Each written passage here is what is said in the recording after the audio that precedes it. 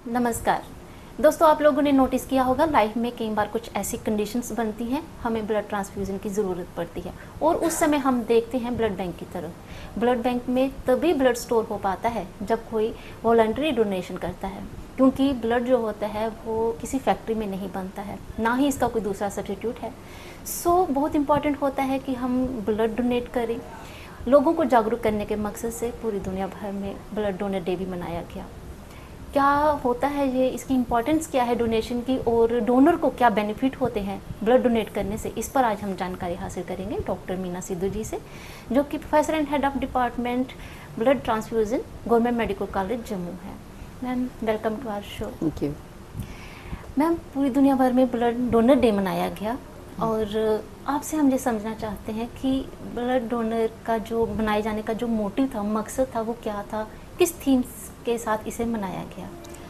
14 जून को हर साल हम वर्ल्ड डोनर डे बनाते हैं। ये हम मनाते हैं, हमारे एक साइंटिस्ट थे लैंड स्टीनर, जिन्होंने ABO ब्लड ग्रुप सिस्टम, जैसे हम आजकल ब्लड ग्रुप ए बी और O 4 ब्लड ग्रुप्स में बांटा हुआ है ब्लड, तो इनको जिसने डिस्कवर किया था उनका नाम लैंड स्टीनर था। फिर बाद में उनको नोबेल प्राइज़ भी मिला।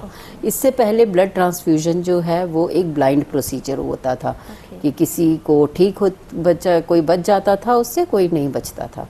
तो जब से ये हमारे ब्लड ग्रुप्स बने हैं तब से हम सेम ब्लड ग्रुप दे के इसमें काफ़ी एक क्रांतिकारी बदलाव आया है पेशेंट्स की मैनेजमेंट में। स्पेशली जो एनीमिया होते हैं या फिर कई केसेस होते हैं जिसमें क्लॉटिंग फैक्टर्स की कमी होती है, प्लेटलेट्स की कमी होती है, इन सब पेशेंट्स के लिए ये एक तरह से जीवनदायक लाइफलाइन बन जाती है इनके लिए। तो हर साल जो है ये वर्ल्ड WHO ने ये इनिशिएटिव स्टार्ट किया है कि हर साल एक वर्ल्ड डोनर्स डे मनाया जाएगा।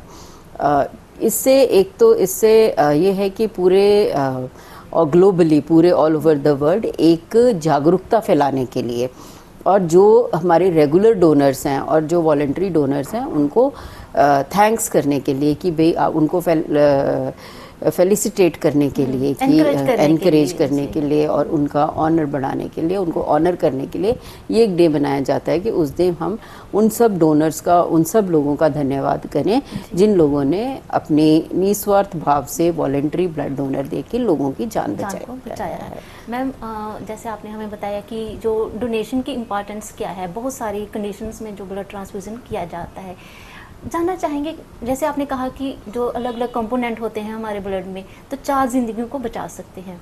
मैम, क्या आपने जब ये ऑर्गेनाइज किया, जो डे जब सेलिब्रेट किया, तो क्या देखा, जागरूकता लोगों में किस तरह से है?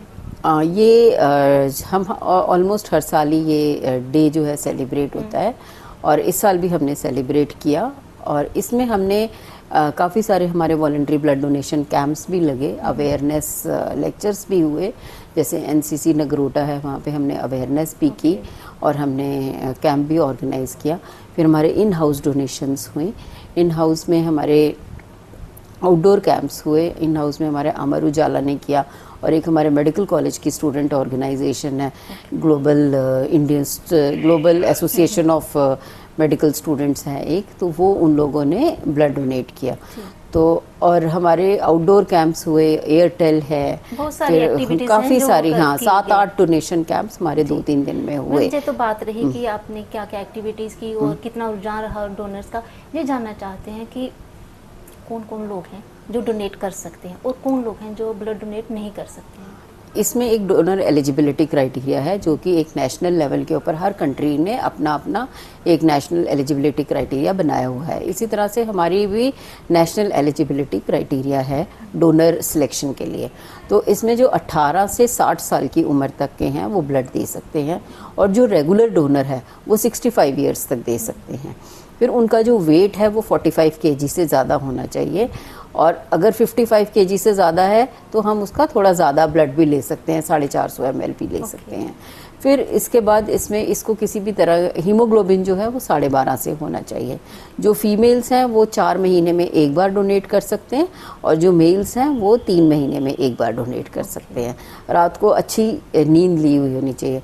फिर इसके अलावा काफ़ी सारी बीमारियां हैं इन्फेक्शंस हैं जिससे कि वो फ्री होना चाहिए, उनको कोई इन्फेक्शन किसी तरह की दवाई नहीं खाते। फिर हाई रिस्क बिहेवियर है जिसका, मल्टीपल सेक्सुअल पार्टनर्स हैं जिनको हेपेटाइटिस बी, सी या HIV हुआ है, या किसी को सिफिलिस है या मलेरिया है, उन लोगों का भी हम ब्लड जो है वो नहीं लेते हैं। क्राइटेरिया है जिनका ब्लड नहीं लिया जाता है। हमारे पास एक डोनर क्वेश्चनर बना हुआ है, हमारे मेडिकल ऑफिसर और हमारे काउंसलर्स जो हैं उस हिसाब से डोनर्स को पूरा स्क्रीन करते हैं। उनका पूरा ब्लड प्रेशर, पल्स, टेम्परेचर और हीमोग्लोबिन जो है वो ब्लड डोनेशन से पहले लिया जाता है। तो कहीं ना कहीं एक प्रिवेंटिव हेल्थ चेकअप भी हो बिल्कुल, जाता है। एग्जैक्टली, ये एक हेल्थ, काफी पता चल जाता है कि मुझे कौन सी बीमारी हो सकती है, उसको पहले से ही इलाज करना उसका। मैं आपको बता रही हूँ, हम अभी NCC नगरोटा में गए थे कैंप में, तो वहाँ पे ज़्यादातर फीमेल्स थी, लड़कियाँ थी। अभी कल की ही बात है। तो कल जब हम वहाँ पे गए तो वहाँ पे जब हमने उनका फीमेल्स का हीमोग्लोबिन किया तो उसमें से कुछ ऐसी थी जिनका 6, 7, 8 ऐसे हीमोग्लोबिन था, और वो सारी ब्लड देना चाहती थी, पर उससे हम उनको पता चल गया कि उनका हीमोग्लोबिन बहुत ही कम है। तो फिर वहाँ के जो उनके मेंटर्स वगैरह होते हैं उनको बताया गया, और फाइनली फिर उनको यहाँ पे मेडिकल OPD में दिखाया गया, और उनका पूरा चेकअप होगा कि इनका, हाँ, ये उनका पूरा चेकअप होगा कि किस तरह से इनका हीमोग्लोबिन इतना कम क्यों है, और उनको फिर अकॉर्डिंगली न्यूट्रिशनल, ज़्यादातर पेशेंट्स में न्यूट्रिशनल होता है, खान पान के कारण होता है, तो उनको अकॉर्डिंगली उनको दवाई दी जाएगी और उनका न्यूट्रिशन स्टेटस जो है वो ठीक किया जाएगा। तो कहीं ना कहीं जो डोनर को जो है बेनिफिट हुआ। हाँ, नहीं तो कैसे पता चलना। पढ़े लिखे लोग भी कतराते हैं ब्लड देने से। आपसे जानना चाहते हैं कि अगर हम डेली देते हैं तो जो सेल लॉस होते हैं वो कितने दिनों में रिपेयर हो जाते हैं? ये बेसिक एक तो लैक ऑफ अवेयरनेस है, दूसरा लोगों को लगता है कि हम जब हमें ज़रूरत पड़ेगी तब हम अपना दे देंगे, या फिर उनके माइंड में कई लोगों को नीडल से डर लगता है, कईयों के पास होता है कि वहाँ जाके बहुत टाइम वेस्ट होगा, वहाँ पे हमारे 2-3 घंटे लग जाएंगे। तो यहाँ पे जब डोनर हमारे पास आता है तो हमारे पास आधे पौने घंटे में डोनर फ्री हो जाता है। तो ऐसा नहीं है कि अनलेस कोई बहुत ज़्यादा भीड़ हो तब थोड़ा ज़्यादा टाइम लग जाता है, पर आधे पौने घंटे में ऑन एन एवरेज डोनर जो है वो चले जाते हैं। तो और ऐसे डोनर को किसी तरह की कोई घबराने की ज़रूरत नहीं है, क्योंकि ये जो ब्लड लॉस हो रहा है, हम 350 या 450 ml लेते हैं, ये आपका 24 आवर्स में नॉर्मल आप खान पान करें तो ये रिकवर हो जाता है। फिर उसके बाद जो आपका सेल लॉस हुआ, जैसे RBCs हैं, प्लेटलेट्स हैं, WBCs हैं, ये आपके 1 हफ्ते के अंदर या 1 महीने के अंदर, फिर जो आयरन लॉस होता है वो 3 महीने के अंदर रिकवर हो जाता है।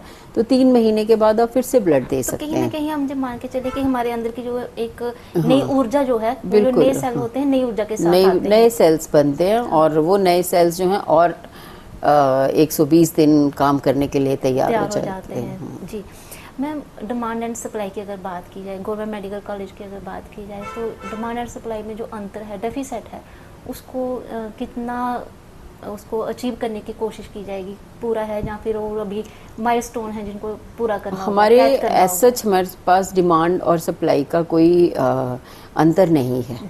ठीक है, जितनी ज़रूरत होती है उतना हमारे पास ब्लड जो होता है मेडिकल कॉलेज की आपने बात मेडिकल कॉलेज की मैं बात कर, हम बात कर रहे हैं साइड बाय साइड की, तो ब्लड्स के लिए लोगों में बहुत ज़्यादा घबराहट जो है वो देखी जाती है। वो घबराहट जो है वो घबराहट होनी नहीं चाहिए, क्योंकि मुझे लगता है कि जितने भी हमारे लाइसेंस्ड ब्लड सेंटर्स हैं, अब तो हमारे JNK में काफ़ी लाइसेंस्ड, ऑलमोस्ट हर डिस्ट्रिक्ट में एक लाइसेंस्ड ब्लड सेंटर है, और हर ब्लड सेंटर के साथ एक स्टोरेज सेंटर्स भी हैं, जैसे जो CHC लेवल के ऊपर या PHC जिस भी लेवल के ऊपर एक स्टोरेज सेंटर है। तो वो जो ब्लड है, वो एक ब्लड बैंक जो है वो उसका मदर ब्लड बैंक है, तो वहाँ से ब्लड जो है वहाँ से मदर ब्लड बैंक से स्टोरेज सेंटर में सप्लाई हो जाता है। तो इसके लिए इतनी घबराने की ज़रूरत नहीं है। इसमें बेसिक ये है, क्योंकि हमारी घबराहट इसलिए है क्योंकि हमारे पास वॉलंटरी डोनर्स की जो है कमी है। अगर लोग रेगुलरली आएँ, अपने खुद स्वेच्छा से आएँ और ये सोचें कि हमने साल में 1 बार या 2 बार, जो भी एलिजिबल डोनर्स हैं, कि हमने साल में एटलीस्ट 1 बार तो ब्लड देना ही है। अब हमारी पॉपुलेशन 1.25 करोड़ है, उसमें से अगर हम मान लें 60% भी यूथ है, उस 60% में से अगर 30% भी 10 या 15% यूथ भी अगर सोचे कि हमने रेगुलरली ब्लड देना है और वो एलिजिबल है, हेल्दी है, उसको किसी तरह की कोई बीमारी नहीं है, तो अगर वो 10% भी देता है ना, तो हमारे जो स्टेट की रिक्वायरमेंट है वो उससे ज़्यादा पूरी हो जाती है। हाँ, बच भी जाता है। तो हम इसीलिए ये जो लैक ऑफ अवेयरनेस है और जो थोड़ी सी हिचक है, झिझक है कि वहाँ पे जाके हमारे को टाइम वेस्ट हो जाएगा या फिर हमारे वर्किंग आवर्स हैं, छुट्टी लेके आना पड़ेगा, तो वो सारा जो टाइम के अकॉर्डिंग कभी भी आ सकते हैं। कभी भी आ सकते हैं। हमारा तो 24 आवर्स खुला रहता है,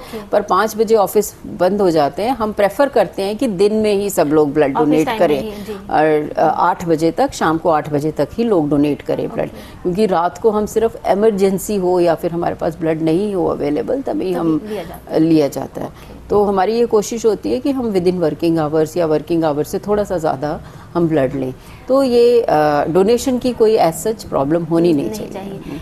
आपने कहा था कि ये डोनर डे जो मनाया गया जी, उन्हें एक आभार जताने के लिए किया गया है। जो एनकरेजमेंट होते हैं, जो प्रोत्साहन होता है, मूल मंत्र होता है किसी भी चीज़ को आगे लाने के लिए। तो जो डोनर आता है, अपनी स्वेच्छा से जो डोनर आता है, उसे एक कोई कार्ड दिया जाता है, प्राथमिक कार्ड दिया जाता है, उसका क्या बेनिफिट है? एक हम हर डोनर को एक कार्ड देते हैं जिसके ऊपर उसका ब्लड ग्रुप मेंशन होता है और उसके ऊपर लिखा होता है कि आपको कभी भी ब्लड चाहिए तो हम 1 साल के अंदर अंदर आपको वो ब्लड, आपको या आपके जो भी नियर होगा उनको हम देंगे। पर उसके साथ एक कंडीशन भी है कि हमारे पास ब्लड अवेलेबल भी होना चाहिए। तो मोस्ट ऑफ द टाइम हम कर देते हैं, जैसे 80% ऑफ द टाइम तो वो कार्ड ऑनर हो जाता है। कई बार क्या होता है कि हमारे पास ब्लड की कमी होती है या फिर कुछ ऐसे ड्राई टाइप ऑफ मंथ्स होते हैं, जैसे जब बच्चों की स्कूल की छुट्टियां हैं या फिर अभी जैसे कॉलेजेस सारे बंद हैं, तो इस वक्त डोनेशन हमारी कम है। और या फिर बहुत सर्दियां जब होती हैं, दिसंबर जनवरी, तब भी हमारी डोनेशन जो है वो कम हो जाती है। तो उस टाइम जो है थोड़ा सा मुश्किल होता है देने में। या फिर कोई ऐसा ग्रुप है, कोई नेगेटिव ग्रुप है जो हमारे पास इमीडिएटली अवेलेबल नहीं है, तो वो तब इशू हो सकता है तभी। तो मैम, कहीं ना कहीं आपने हमें बताया कि जो डोनेशन की इम्पोर्टेंस है वो क्या है और डोनर्स को कितने बेनिफिट होते हैं जब एक डोनर ब्लड डोनेट करता है। मैम, आपने महत्वपूर्ण जानकारी दी, आपका बहुत बहुत शुक्रिया। तो दोस्तों, डॉक्टर साहब हमें बता रही थी कि बहुत सारी ऐसी बीमारियां हैं जब ब्लड की ज़रूरत पड़ती है और ये ब्लड तभी मिल पाता है जब कोई स्वेच्छा से अपना ब्लड डोनेट किया हो और वो ब्लड बैंक में स्टोर हो। अगर आप 18 साल से 60 साल के बीच हैं तो आप प्लीज़ ज़रूर ब्लड डोनेट करें। ये एक मानवता के लिए किया गया कार्य है। रक्तदान महादान इसीलिए तो कहा जाता है। इस प्रोग्राम में इतना ही।